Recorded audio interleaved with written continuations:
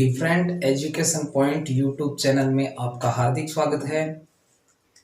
पिछले इतिहास की वीडियो में मैंने आपसे प्रश्न पूछा था कि बंगाल में या भारत में स्थायी बंदोबस्त की शुरुआत किसने की थी। तो इसका सही जवाब है लॉर्ड कॉर्नवालिस। और सही जवाब देने वालों में है भावना, गौतम, पवन और अभिषेक मेटा। आज हम इस पार्ट में तृतीय आंग्ल मैसूर युद्ध और चतुर्थ आंग्ल मैसूर युद्ध के बारे में जानेंगे। तो मैं आपको बता दूं कि तृतीय आंग्ल मैसूर युद्ध और चतुर्थ आंग्ल मैसूर युद्ध अंग्रेजों और टीपू सुल्तान के बीच हुआ था। मैसूर जो दक्षिण भारत में है, दक्षिण भारत का राज्य था। तो हैदर अली, टीपू सुल्तान हैदर अली का पुत्र था। टीपू सुल्तान हैदर अली का पुत्र था और हैदर अली मैसूर राज्य के शासक थे। मैसूर राज्य के शासक थे। इससे पहले भी दो युद्ध हो चुके हैं, प्रथम आंग्ल मैसूर युद्ध और द्वितीय आंग्ल मैसूर युद्ध, जो हैदर अली ने अंग्रेजों के विरुद्ध लड़े थे। और द्वितीय आंग्ल मैसूर युद्ध में हैदर अली की युद्ध में मृत्यु हो जाती है। उसके बाद टीपू सुल्तान 7 दिसंबर 1782 को, अपने पिता हैदर अली की मृत्यु के बाद टीपू सुल्तान 7 दिसंबर 1782 को मैसूर राज्य के शासक बनते हैं या मैसूर राज्य की गद्दी पर बैठते हैं, बनते हैं। अब हैदर अली और अंग्रेजों के बीच में भी कटुतापूर्ण संबंध थे और टीपू सुल्तान भी अंग्रेजों को पसंद नहीं करता था। और जब टीपू सुल्तान शासक बनते हैं तो उस समय दक्षिण भारत की जो राजनीति है वो बड़ी जटिल होती है, क्योंकि मराठे और निजाम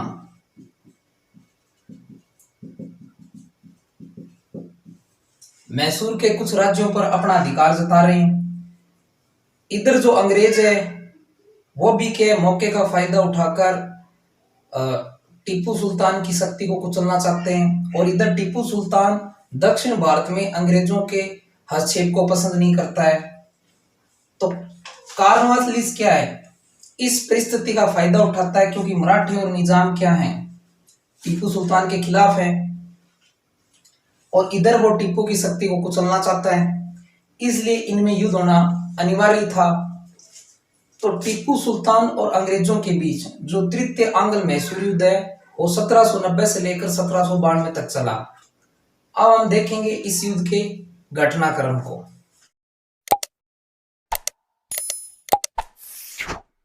जैसा कि मैंने अभी आपको बताया कि अंग्रेज टीपू सुल्तान की शक्ति को कुचलना चाहते हैं और दक्षिण भारत में अपना अंग्रेजी साम्राज्य का प्रभुत्व स्थापित करना चाहते हैं। इधर क्या करता है टीपू, जो त्रावणकोर है, त्रावणकोर का जो राजा है वो अंग्रेजों का मित्र होता है। इसलिए टीपू सुल्तान त्रावणकोर के राजा पर 29 दिसंबर 1789 को आक्रमण कर देता है और टीपू त्रावणकोर पर अधिकार कर लेता है। जब टीपू त्रावणकोर पर अधिकार कर लेता है तो जो कॉर्नवालिस होता है, लॉर्ड कॉर्नवालिस, ये टीपू की इस कार्रवाई से बड़ा चिंतित होता है और वो टीपू के विरुद्ध 1790 में युद्ध की घोषणा कर देता है। कॉर्नवालिस 1790 में टीपू के विरुद्ध युद्ध की घोषणा कर देता है, क्योंकि टीपू ने अंग्रेजों के मित्र त्रावणकोर पर आक्रमण करके उसे अपने अधिकार में ले लिया। अब कॉर्नवालिस क्या है, टीपू पर हमला करने से पहले निजाम और मराठों के साथ संधि करता है और निजाम व मराठे टीपू के विरुद्ध युद्ध में अंग्रेजों का साथ देने का वादा करते हैं। ठीक है। जून 1790 में कॉर्नवालिस जनरल मिडोज को सेना देकर मैसूर पर आक्रमण करने के लिए भेजता है।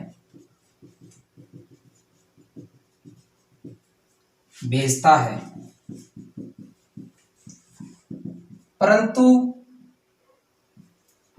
अंग्रेजों को सफलता नहीं मिलती है।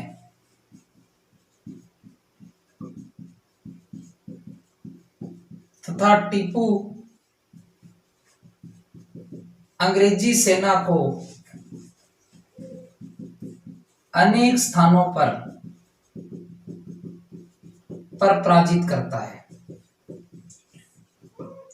यानी हमने देखा, जब टीपू त्रावणकोर पर अधिकार कर लेता है तो कॉर्नवालिस को इससे बड़ा गुस्सा आता है, वो टीपू का घोर विरोध करता है और उसके बाद वो निजाम और मराठों से संधि कर लेता है कि भी तुम टीपू के विरुद्ध मेरी सहायता करोगे। और जून 1790 में कॉर्नवालिस जनरल मिडोज को एक सेना देकर मैसूर पर आक्रमण करने के लिए भेजता है, लेकिन जनरल मिडोज को ज्यादा सफलता नहीं मिलती है और टीपू अंग्रेजी सेना को अनेक स्थानों पर पराजित कर देता है। ठीक है, अब हम देखेंगे इसके आगे।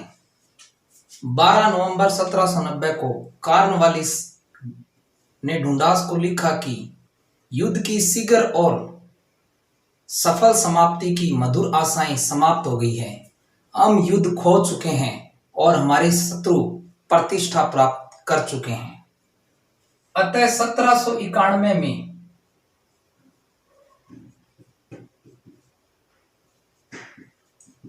कॉर्नवालिस स्वयं मद्रास पहुंचता है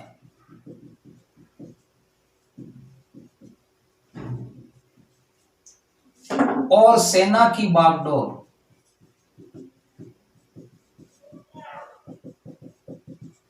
अपने हाथ में लेता है।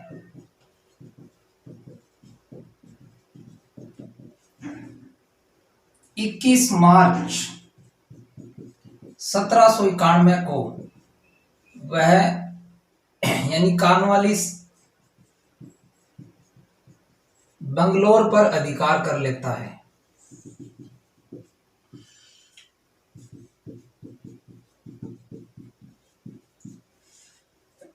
यानी 1791 में कॉर्नवालिस स्वयं मद्रास पहुंचता है और सेना की बागडोर अपने हाथ में लेता है, क्योंकि जो कॉर्नवालिस ने पहले सेना भेजी थी उसे पराजित कर देता है टीपू।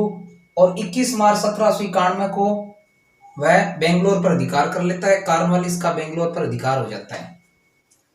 इसके बाद कॉर्नवालिस मैसूर की राजधानी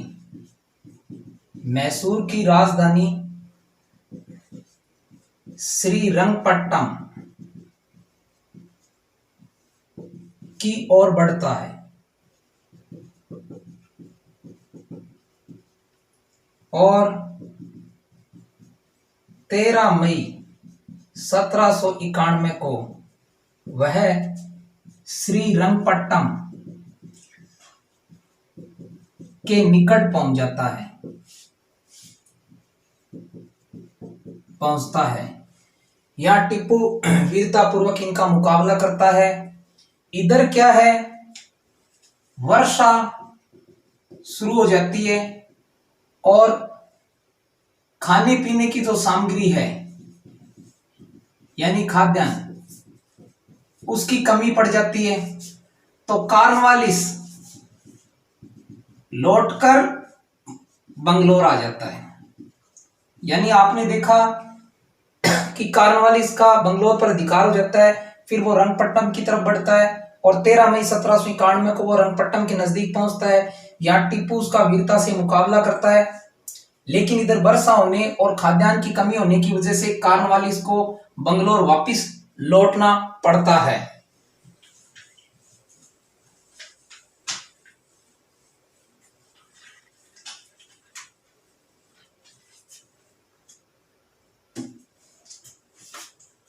नवंबर 1791 में टीपू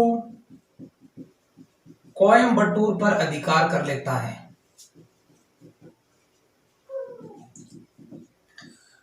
अधिकार कर लेता है यानी हमने देखा कि कार्नवालिस बंगलोर वापिस चला जाता है। इधर नवंबर 1791 में टीपू कोयम्बटूर पर अधिकार कर लेता है और संघर्ष करते करते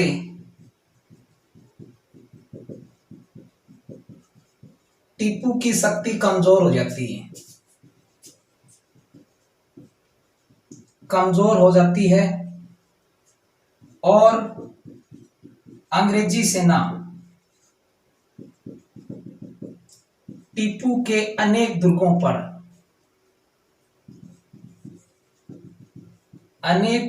पर अधिकार कर लेती है।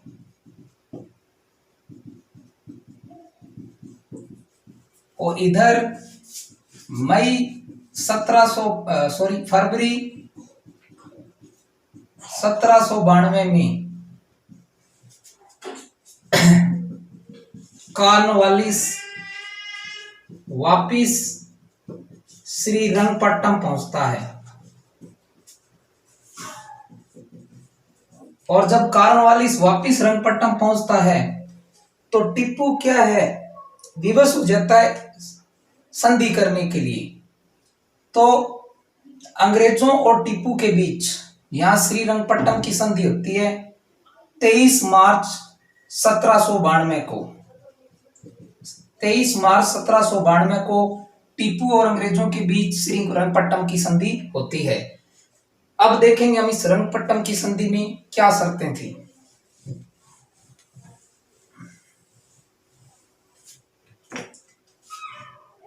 तेईस मार्च 1792 को श्रीरंगपट्टनम की संधि। एक तो टीपू युद्ध के हार जाने में टीपू ने युद्ध के हार जाने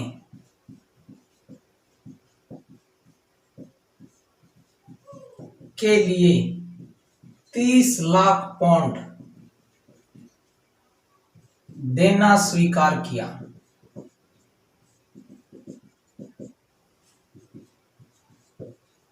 टीपू के आधे राज्य पर अंग्रेजों का अधिकार हो गया।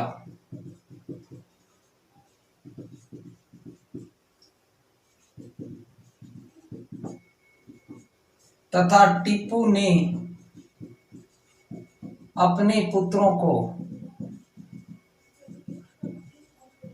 बंधक के रूप में अंग्रेजों के पास रखना स्वीकार किया। यानी रंगपट्टनम की संधि में क्या हुआ, टीपू ने युद्ध के हार जाने के रूप में 30 लाख पाउंड अंग्रेजों को देना स्वीकार किया। टीपू के आधे राज्य पर अंग्रेजों का अधिकार हो गया और टीपू ने अपने पुत्रों को बंधक के रूप में 2 पुत्रों को बंधक के रूप में अंग्रेजों के पास रखना स्वीकार किया। यानी एक बार हम इसे रिवाइज करें तो हम देखते हैं कि टीपू के जो पिता है हैदर अली और उनके और अंग्रेजों के बीच में भी 2 युद्ध होते हैं, प्रथम आंग्ल मैसूर युद्ध और द्वितीय आंग्ल मैसूर युद्ध। जब द्वितीय आंग्ल मैसूर युद्ध में टीपू के पिता हैदर अली की मृत्यु हो जाती है तो उसके बाद टीपू 7 दिसंबर 1782 को मैसूर राज्य के शासक बनते हैं। तो टीपू भी क्या अंग्रेजों से नफरत करते हैं और इधर अंग्रेज भी क्या मैसूर राज्य पर को ब्रिटिश साम्राज्य में मिलाना चाहते हैं, टीपू की शक्ति को कुचलना चाहते हैं। इधर निजाम और मराठे भी मैसूर राज्य के इलाकों पर अपना अधिकार जता रहे हैं।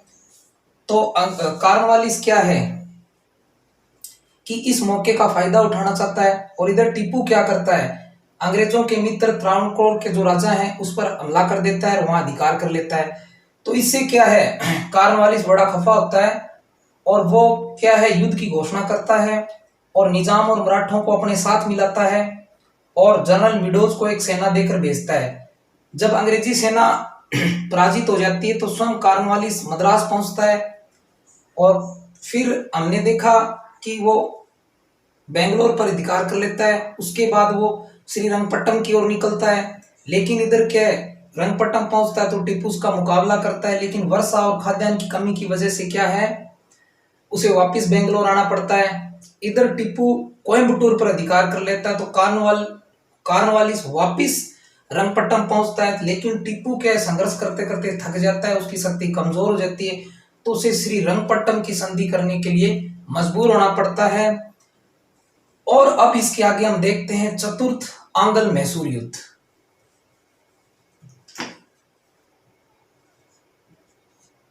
चतुर्थ आंग्ल मैसूर युद्ध। अब क्या है, लॉर्ड वेल्जली, जो गवर्नर जनरल होता है लॉर्ड वेल्जली, ये बड़ा महत्वाकांक्षी व्यक्ति होता है। ये भी क्या टीपू की शक्ति को कुचलना चाहता है और मैसूर राज्य को ब्रिटिश साम्राज्य में मिलाना चाहता है, क्योंकि वेल्जली का एक यही उद्देश्य था कि ब्रिटिश साम्राज्य का विस्तार किया जाए। ठीक है, इसलिए ये क्या एक ऐसे अवसर की तलाश करता है जब ये मैसूर पर या टीपू पर आक्रमण कर सके। इसलिए ये टीपू पर आरोप लगाता है कि टीपू सुल्तान ने रंगपट्टम की संधि का उल्लंघन किया है। अब ये क्या करता है, टीपू को सहायक संधि स्वीकार करने के लिए कहता है, लेकिन टीपू सहायक संधि को स्वीकार नहीं करता है। अब ये सहायक संधि क्या है? सहायक संधि का मतलब है कि अंग्रेजों का भारतीय राजाओं को यह कहना था कि आपकी रक्षा के लिए आपको अंग्रेजी सेना दी जाएगी, लेकिन उस अंग्रेजी सेना का सारा खर्चा आपको उठाना पड़ेगा। यानी सीधी सी बात है, सेना अंग्रेजों की होगी और उसका खर्चा भारतीय राजा उठाएंगे। और अंग्रेजों ने यह दिखाया कि यह सेना आपकी सुरक्षा के लिए रखी है हमने, आपके शत्रुओं से यह सेना रक्षा करेगी, इसके बदले में आपको इस सेना का खर्चा उठाना पड़ेगा। इसे सहायक संधि कहते हैं। और इस संधि को टीपू ने मानने से इनकार कर दिया। ठीक है, जब टीपू ने सहायक संधि को मानने से इनकार कर दिया तो वेल्जली ने टीपू के विरुद्ध युद्ध की घोषणा कर दी। और ये बात है फरवरी 1799 की। फरवरी 1799 में वेल्जली ने टीपू के विरुद्ध युद्ध की घोषणा कर दी। और युद्ध करने से पहले वेल्जली ने निजाम और मराठों को अपनी तरफ मिला लिया। ठीक है, जैसे कॉर्नवालिस ने किया था। और वेल्जली ने हैरिस के नेतृत्व में एक सेना मैसूर पर आक्रमण करने के लिए भेजी।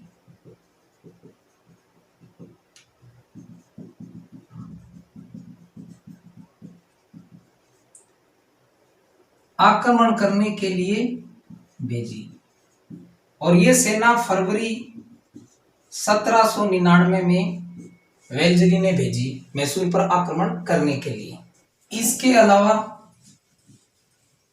वेल्जली ने क्या किया, बंबई से एक सेना जनरल स्टुअर्ट के नेतृत्व में मैसूर पर आक्रमण के लिए भेजी। यानी एक तो जनरल हैरिस के नेतृत्व में और बंबई से एक सेना जनरल स्टुअर्ट के नेतृत्व में मैसूर पर आक्रमण करने के लिए भेजी। टीपू यहां वीरतापूर्वक संघर्ष करता है। टीपू वीरतापूर्वक संघर्ष करता है इस सेना के साथ, लेकिन सदासीर और मल्लावती नामक स्थान पर टीपू बुरी तरह पराजित होता है। यानी हमने देखा तृतीय आंग्ल मैसूर युद्ध के बाद संधि हो जाती है इनकी रंगपट्टन की। बाद में क्या होता है, जो वेल्सली है वो क्या मैसूर राज्य को ब्रिटिश साम्राज्य में मिलाना चाहता है, इसलिए वो इस संधि का उल्लंघन का आरोप लगाता है टीपू सुल्तान पर। और साइक संधि के लिए टीपू सुल्तान को फरवरी 1799 में कहता है, लेकिन टीपू सुल्तान साइक संधि को नहीं मानता है, तो ये टीपू के विरुद्ध युद्ध की घोषणा कर देता है। और फरवरी 1799 में जनरल हैरिस के नेतृत्व में एक सेना भेजता है और इधर बंबई से एक सेना जनरल स्टुअर्ट के नेतृत्व में मैसूर के लिए भेजी जाती है। और यहाँ पर टीपू के अंग्रेजी सेना से वीरतापूर्वक संघर्ष करता है, लेकिन सदासिर और मल्लावती नामक दो स्थानों पर टीपू बुरी तरह से अंग्रेजी सेना से पराजित होता है। अब देखते हैं आगे। जब टीपू यहाँ इन दो स्थानों पर पराजित हो जाता है तो वह श्रीरंगपट्टम के दुर्ग में शरण लेता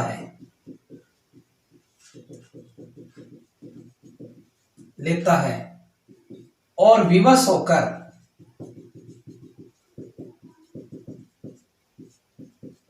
संधि के लिए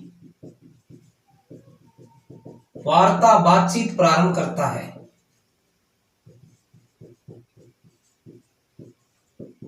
अंग्रेज संधि के लिए तैयार हो जाते हैं,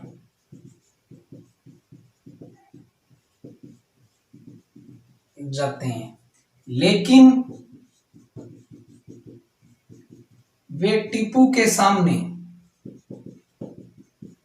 अपमानजनक शर्तें रखते हैं। यानी संधि के अंदर टीपू के सामने अपमानजनक शर्तें रखते हैं। और जो इनकी संधि के बीच वार्ता होती है और टीपू के सामने ये अपमानजनक शर्तें रखते हैं, ये बात है 7 अप्रैल 1799 की।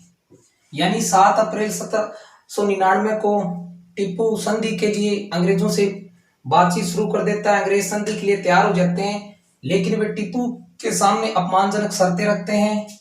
टीपू ये शर्तें स्वीकार नहीं करता है और युद्ध जारी रखता है। वीरतापूर्वक अंग्रेजों से संघर्ष करता है और वीरतापूर्वक संघर्ष करते हुए 5 मई 1799 को टीपू वीरगति को प्राप्त हो जाता है। और टीपू के वीरगति को प्राप्त होते ही चतुर्थ आंग्ल मैसूर युद्ध की समाप्ति हो जाती है और मैसूर राज्य पर अंग्रेजों का अधिकार हो जाता है। इस प्रकार हमने देखा कि जो आंग्ल मैसूर युद्ध चला रहा था वो अब समाप्त हो गया। टीपू और टीपू के पिता हैदर अली ने अंग्रेजों का वीरतापूर्वक मुकाबला किया, लेकिन हार नहीं मानी। और आपने देखा टीपू भी युद्ध करते हुए वीरगति को प्राप्त कर लेता है, लेकिन अंग्रेजों की अपमानजनक शर्तों को स्वीकार नहीं करता है। आशा है आपको ये समझ में आया होगा। डॉक्टर BL ग्रोवर लिखते हैं कि दक्षिण भारत के इतिहास में टीपू सुल्तान एक आकर्षण व्यक्तित्व है। इस साहसी और वीर शासक ने वेल्सली की साइक संधि का निमंत्रण अस्वीकार कर दिया। यानी उसने अपने आत्म अभिमान को नहीं छोड़ा। उसने अंग्रेजों की साम्राज्यवादी गाड़ी में बैठकर निर्जीव जीवन व्यतीत करने की बजाय मृत्यु को गले लगाना जरूरी समझा। अनेक राजाओं महाराजाओं की तरह जीवित रहने की बजाय उसने मृत्यु को गले लगाया। इससे आधुनिक भारतीयों को प्रेरणा मिलती है। उसका दुर्भाग्य यह था कि उसे एक ऐसी शक्ति का सामना करना पड़ा जिसमें पूरे भारत को रौंद देने की शक्ति थी। उम्मीद है आपको तृतीय आंग्ल मैसूर युद्ध और चतुर्थ आंग्ल मैसूर युद्ध समझ में आया होगा। अब है प्रश्न पूछने की बारी, और प्रश्न मेरा आपसे यह है कि सहायक संधि का सर्वप्रथम प्रयोग किसने किया था? अंग्रेजों ने, फ्रांसीसियों ने, पुर्तगालियों ने या डचों ने? यह आपको कमेंट बॉक्स में बताना है कि इनमें से सहायक संधि का प्रयोग सबसे पहले किसने किया था। मुझे आपके जवाब का इंतजार रहेगा। अगली क्लास में फिर हम एक नए टॉपिक के साथ मिलेंगे। धन्यवाद।